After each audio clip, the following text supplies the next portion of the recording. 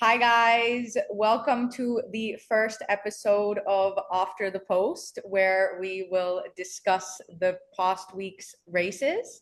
And also, since we started a new segment about, getting points and the tally and all, we will also be discussing who has won and who is in the lead. Okay, so guys, yeah, we'll just discuss the points from last week. On last week's episode, I did say that it was 5-3-1. So we decided Second that the place. winner would get 6 points. If you finish second, you get 3 points, and if you finish third, you get 2 points. So based on the 6-3-2, Shrikant is winning with 32 points. Yazan is in second place with 24 points, and I'm in third place with 23 points. So what we also decided was that if any of the audience or if anyone wants to also choose their picks, they can do that in the before the post episode. They just comment it, and then we will discuss it in the after the post episode.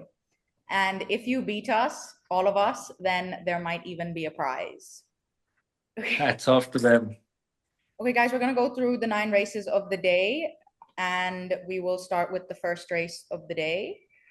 Okay, so Shrikant, take us through that race. Yeah, it was a level jump. It was a class 3 mile race. So almost all the horses had great speed, initial speed in the initial part of the race. Turning for home, I think David Allen did a great thing in waiting for the horse to drift out in front of him, and he took that inside route, which matters a lot. When you're swinging around a horse, you lose about a length, traveling more distance. David Allen, being one of the best jockeys, he's ridden a lot in India and he knows these things, and he took advantage of that, and he changed his whip hand to left, gave a few cracks, and kept Fortunate Son in the right pace to finish first on the post. Yazan? Yes, he rode a hell of a race. Treasure Gold was slightly interfered in the straight, so that's one to watch out for next time. He should run a better race. And Breakpoint has been charging home late all the time. Even last time he just made it. And this time Yeah, he I didn't make agree. it. Yeah. So the handicaps are out and he's entered in a 10 furlong. So maybe that would be better. Absolutely, I agree with you on that. Yeah. Tyra, what about you? I don't really have anything to add. I mean, David Allen rode a superb race. Okay, let's move on to the second race of the day now. Okay, Shrikant, talk to us about Yash Naredu's ride in this race. It was only a 4 horse race, again, the same distance, mile. So Yash decided to sit behind all the horses. He was following Shubhankar throughout. At 1,000 meter marker, he saw that Shubhankar was falling behind, and he started moving onto the outside of Shubhankar and started challenging El Greco before turning for home. And then they got into the horses, both Vivek and Yash Naredu, and then they started riding out. He was keeping his whip hand on the right, and he gave a few reminders. And then once he came head to head with El Greco, he changed his whip hand to the left very swiftly. And he didn't want to interfere with the running of El Greco, so he used it and followed a straight line and pipped El Greco on the post, and it was a fantastic ride. I think Yes. El Greco ran a superb race for running after so long. I think he'll definitely be one to watch out for next time out. But yeah, Yeah, he was marginally slow to begin as well. Marginally. Maybe that would have affected the result, but fantastic ride by Yash. His change in whip hand and his finish at the end, he pipped him on the post. It was a great ride. And that was Pride's Prince's 8th win over 1,600 meters. That's not an easy thing to do. I mean, to win 8 times. Very impressive. Yes. Okay, let's move on to the third race now. It was an interesting race.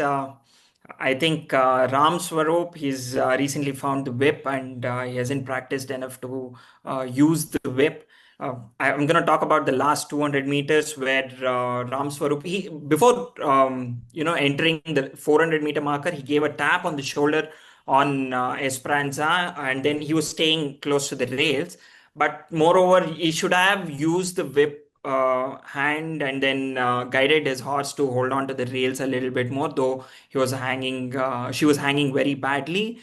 I think that costed him the race. He didn't follow the straight line, which impacted the other horses as a chain reaction. Fontana, there were two objections. The first one was upheld, and the other one was overruled. Fontana won the race in the steward's room. So that was an interesting one. The chain reaction actually costed both Social Butterfly and Big Bay the positions.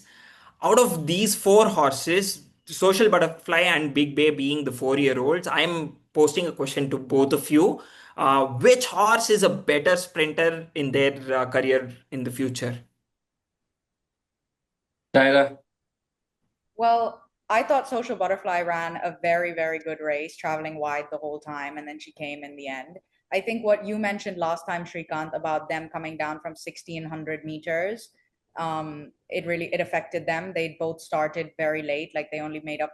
I mean, they only came to challenge right at the last 50 meters.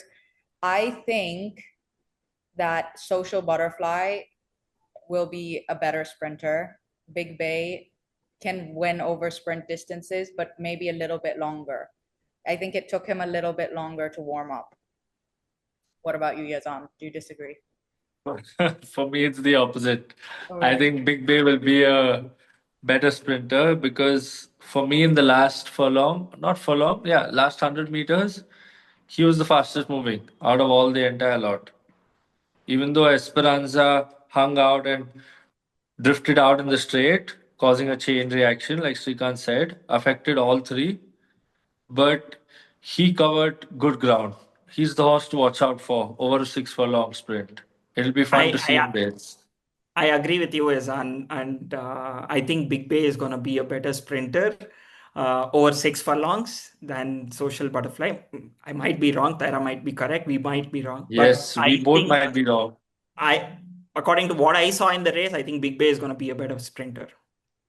Yep. I think Big Bay is a better horse than I think Big Bay will beat Social Butterfly, but I think he needs a little bit longer than 1000. Yeah. 6 furlongs is the sprint distance in India, right? So, Yeah. anyways, we have to Maybe the calculate. 6 next time he'll be more attentive because from a mile he's dropped down to a Yeah, 5. and another point to note, if you see the race again, Big Bay was last turning for home. Yes.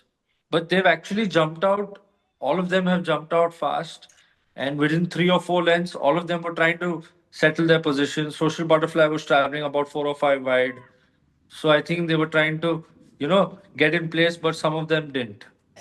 Let's move on to the fourth race of the day.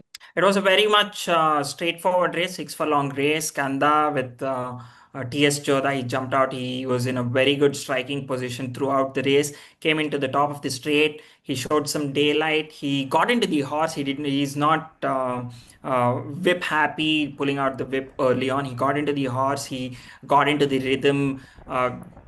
Got into the top gear and then took out his whip, gave a few reminders, and then won this very comfortably with other horses flying on the rear end of him and on the outside. Let's discuss about those horses, Yazan. Yeah, Jurikin was sitting last. So he's run a very good race. I think this was his first run in Bombay, if I'm not wrong. But yeah, he's run a good race, and there were 2 horses withdrawn. So the field was cut down to what, 6 or 7? 3 horses withdrawn. Yeah, No, yeah, 3 you're right. horses withdrawn. Yeah. Yeah. Also, Jay Salmer with Ram Swaroop, I think he didn't learn his mistake from the previous race. He still came out and then the horse drifted out a little. I think he Yeah. needs to work on maintaining a straight course and using the whip on the left side. I thought he ran a good race though, Jaisalmer. Absolutely. Nicely in that race. But for the notebook, Juracan is a horse. Yeah. Let's move on to the first graded race of the day. This was for juvenile. So Shrikant, what are your thoughts? Yeah, very interesting juvenile race. An eye opener on this competition that is going on, that is between Nebula and Lady Scarlet. Lady Scarlet again comes out and runs second to Nebula, but a by a closer margin this time. If you notice in the race, before turning for home, Nebula, Lady Scarlet had about 8 lengths lead from Nebula. If you calculate it rightly on the side angle, and then Nebula comes up to catch on to Lady Scarlet on the inside, where Sandesh made a mistake and left the rail run. Though, yeah, benefit of doubt for Lady Scarlet being under pressure and drifting out a little. But TS Joda, I think he's in pink of his form, and then he's coming on the inside and he's taking on the best jockeys in the country. He's riding fantastic, and yeah, he got this just by his riding ability over Lady Scarlet. Otherwise, I think the it would be a reversal, and also an eye opener race. Run by Puccini. This horse might improve a lot on this. I want you guys to throw some light on this thing, this run of Puccini. So this time he had a tongue strap on, like we mentioned. So I feel Puccini with the tongue strap on has made the difference. Maybe the pace was too fast for him, so he might need a 7. Yeah, But Cougar Mountain, he's right? I yeah, agree with you on that. yeah. Longer the distance, And it will this be is better. the Panther line. Tyra, this is the Panther line. He's out of Darinza. So it's a very interesting pedigree, and it's one horse to look out for the future and the big races. He's come from last position and he's caught up with those two. He's covered a lot of ground. I think he's covered more than 10 lengths. He was already off the bridle at the bend. And I also think that Elevate would race differently if he goes to the front. Yeah, but the pace was too much for Too Elevate fast. to. Yeah, it was Yeah, too fast for him maybe, but yeah. maybe when he runs next time and he goes to the front, he might run a different race. Tyra, what do you think? Yeah, I think Puccini over 1400 meters should win his next start. I thought that was very impressive. He has vastly improved and gotten a lot of experience from his last run. So I think he's one to Yes. look out for. It'll also be interesting to see Lady Scarlet and Nebula against each other again in future races. But yeah, Would they all run the PBMM? I If think they these are three entered, should. If they entered, these three should. yeah, especially now that there's no Bangalore challenge or Yes, outstation challenge because of the Glanders thing. I think it will definitely be between unfortunately. these horses. Yeah. Yes. Okay. Buckingham will run the PBMM, I think. Oh, yeah, definitely. Yeah. I think I he's feel this time the competition has reduced slightly. yeah, Last year we had a couple of winners from Bangalore as well. But the PBM, that'll be an interesting race to watch. indeed. Okay. Let's move on to the RR Ria. So, Shrikant, what are your thoughts on the record time? It was a record timing, It right? was yeah, record it was, time. it was, it Yeah, was they clocked 159, no? Under 2 minutes. under Yeah. 2 minutes. Yeah, But only Beishimo beat the record. Yeah. yeah, yeah. Talking Okay. about this race, yeah. This is the lead up to the Indian Derby for sure. So I think Beshimo did really well, jumped out. Sandesh sat behind. He was always following his true danger, that is Zacharias. And he was tracking Zacharias throughout and then came into the straight. He just started galloping. He had the NOS button on. He just spurted past all the other horses. Zacharias, for a brief period of time between 100 and 300 meters, gave a little fight to Beshimo, but Beshimo won this very comfortably, covering a lot of ground from the front runner from the bend onwards, and also broke the record time. I think the track is also a little fast compared to the previous years this time. Even looking at the Indian Oaks, that was a pretty good time. We'll discuss about that in the next race. Meanwhile, Bechimo ran a good race. Fair and square beat Zacharias, and I think the Pune Derby revenge was taken here. What about you, Tyler? Yeah, I think Beishimo is now the one to beat in the Derby. I mean, that was superb. Vivek also rode a superb race on Zacharias. He took the shortest way on the inside, managed to go past everyone. But I think Beishimo has improved with every run, and he's a very classy horse. I mean, to win like that, very comfortably against these horses. A very, very superb run. I also think Gunsmoke ran very well. I mean, he was sitting 2 lengths behind the second last horse. And I mean, he didn't have a lead up race. He did have a mock race, but he hasn't run since Pune, and he made up a lot of ground in the end. And he did finish third, quite far behind the first two. But I think he will improve with this run, and he will like the longer trip. So I think, yeah, I think Yes. the top three ran good races, but I think Beishimo is now the one to beat in the Derby. What do you I think? agree with 400 both of you all. meters, 400 meters more. How do you compare Bechimo and Finboss, Yazan? So Bechimo longer the better. We said it last time. And same way for Finboss. For her as well, her pedigree states that she's out of Mahali. She loves a longer trip. She proved it in the Bangalore Derby as well. So it would be fun to see these two in the Indian Yeah. Derby. Yeah, and also another thing will be to watch out for will be the jockeys picking the rides, and then how they'll ride because both of them like they're stalker horses. They stalk from behind, they come out with a ton of foot in the straight. So it'll be Yeah. interesting to watch How what they is. position themselves in the Derby, yeah, it's going to be a fun race to watch. Let's talk a little bit more about the Derby, but let's watch the Oaks first, and let's go through the Yeah. race now. Talk us through. Talk us through this race. Yeah, it was an interesting race. I mean, almost all of them knew the result beforehand, you could say. Uh, he jumped out, he sat in the mid bunch. He received a small little check from Namiri in the initial part of the race, but settled his horse very well. Finboss is an experienced filly now. Actually, she teaches more to the jockey than what the jockey can do. She settled very well, took a good breather, and then had enough space for all the strides to come into the straight. Coming into the straight, showing daylight, she already knew her job. She gave the turn of foot what Vivek asked for and zoomed past everyone without any effort. And also, he didn't use his whip hand too much.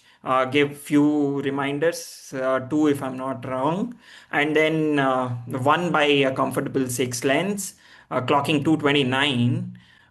Compared to that, the previous year Rancolino Derby timing was about 228 or 227.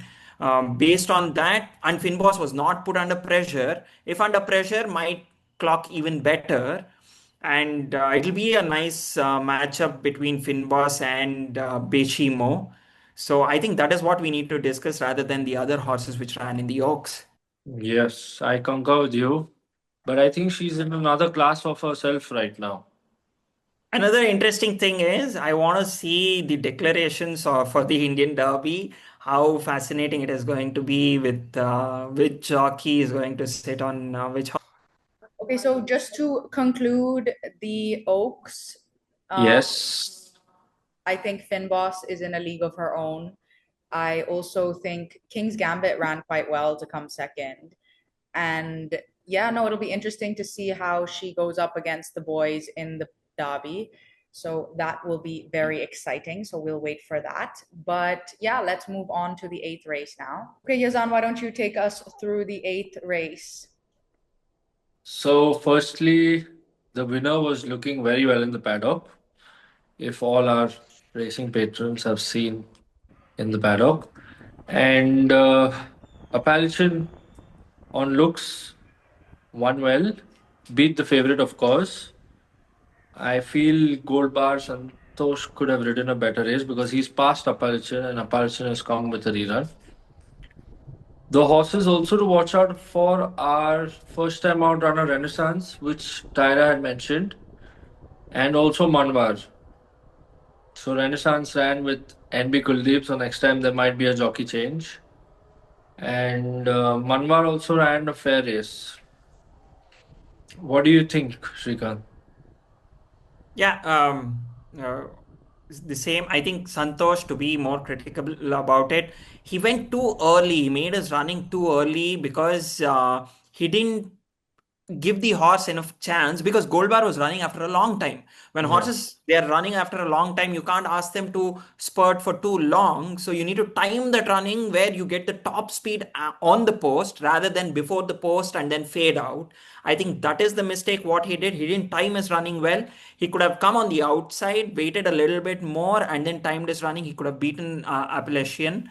But credit goes to TS Jodha. He's been riding some fantastic races. I think on the day he won 3 races, right? He had a treble. Yes, yes. I think he's done a treble after quite a while.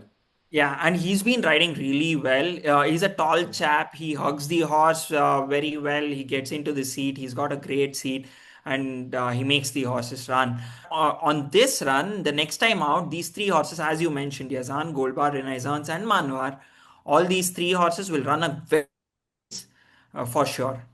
Yes, I agree. Tyra, what do you feel? Yeah, I think, I mean, there were a lot of inexperienced horses in this race. I think Mandwar ran a very good race for his second race ever, carrying top weight. I mean, he was very, very sweaty. I think he used up his energy quite a lot going into the race and at the start. So he should run a better race if he's learned from this. But yeah, an Appalachian also third run ever. So I think he will also improve after this. He might be Yes, better than he this should. class. That concludes the 8th. Now Yeah. we move on to the 9th race. Yeah, so I think La Dolce Vita won very well. She was bumped in the beginning, obviously class 5 race, but she was bumped in the beginning, and then she had an apprentice in Omkar Akade on board, but he didn't panic. He was in a little bit of traffic coming into the straight, but he brought her out nicely, and then she moved very nicely, and she won very comfortably in the end. I think this apprentice has improved quite a bit. Omkar Akhade has been riding some good races. He's riding good horses as well, of course, but he has improved. What do you think, Shrikant? What are your thoughts on this race? Yeah, Ministry of Time did a late run. I think 200 meters more in class 5. Ministry of Time, or even in the same distance, if ridden up front, Ministry of Time might run a different race altogether, and come out and challenge the same lot.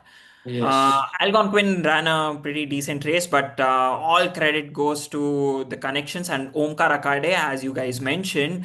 He's riding some really good races. I'll be surprised to see that if he comes into the 10 to 20 category, the 3.5 kilo allowance, with the use of whip, he might be a very good jockey. Okay, guys, thank you so much for tuning into our first episode of After the Post. And we will see you guys later on this week for Before the Post for the 18th of January races. And also, guys, like and subscribe. That would be so great. Okay. Thank you.